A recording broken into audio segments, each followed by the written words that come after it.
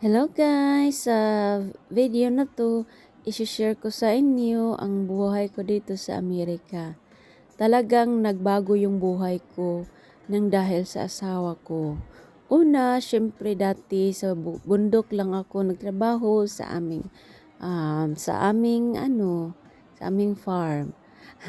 So ngayon sa city na, so nag-iba talaga yung buhay ko dahil iba na yung binibenta ko dito.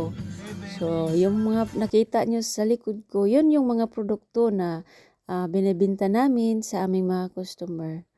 So ito yung unang araw ko sa trabaho ko at sobrang excited ko dahil finally makatrabaho na kami dahil almost 2 years din kaming walang trabaho dun sa Pinas kami. So yun guys, sobrang saya namin. So negosyo ito ng asawa ko at yun nga dahil nandito na ako, so kami ng dalawa yung nagpatakbo nito. So ito yung sample ng aming mga produkto. Nakita nyo yung mga yung gulong is marami ng mga gasgas. So ito yon ang kinalabasan matapos nalagyan ng aming produkto. So nagdepende yan sa customer kung anong gusto nila. So ngayon madalas yung pinipili ng customer is yung gloss black na dahil yan yung popular ngayon at marami ang bumibili. So yun nga, go with the flow talaga. So sample nito, grabe yung kalawang at damage yung wheel cover. So pinapalit din namin yan ng bagong-bago. So nakita nyo naman na pawis na ako dito dahil this video is during the summertime. So yun yung finished product natin. So, ito guys, yung sa araw na to, hindi masyadong mainit. So, nakita nyo naman na parang hindi tayo pagod dito.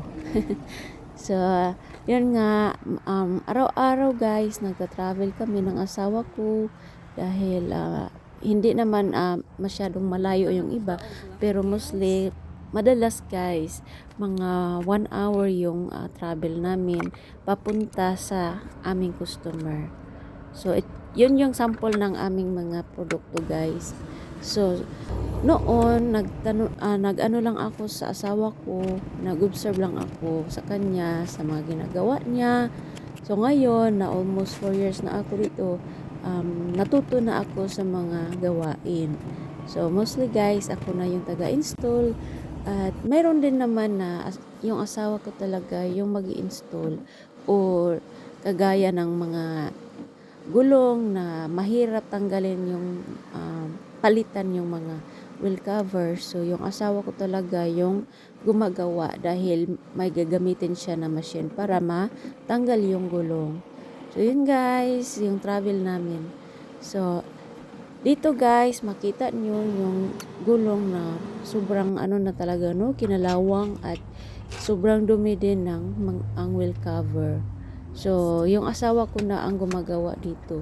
So, yun ako guys, linisan ko lang yung wheel cover gaya ng may mga pintal na dumidikit dyan o kahit anong, syempre gulong yan no. So, nilinisan ko talaga para mas gumanda dahil ang customer gusto niya na ikip lang yung wheel cover. So yun, pinunasan ko at may nilagay din ako dyan para mas mabilis matanggal yung mga pintal, yung mga kahit anong dumikit dyan. You gotta be involved.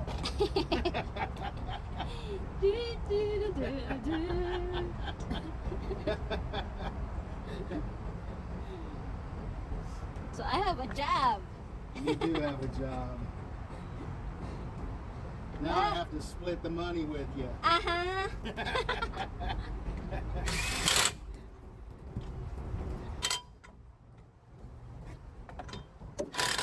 So ganun kami mag-asawa magtrabaho dito, ang sobrang gulo namin dito. Anyways, gusto ko lang naman na tumulong sa kanya. So sabi niya, "Huwag na oy, kaya ko na to," sabi ko. No, kailangan kong tumulong para may pera din ako. So yun yung sabi niya, kaya nagtawanan lang kami guys. Pero spoiled talaga ako sa asawa ko.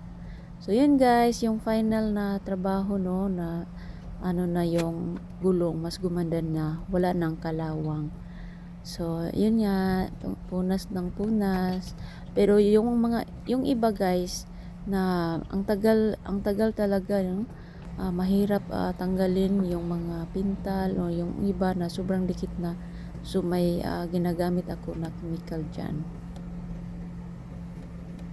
So, dito, tapos na kami sa install namin.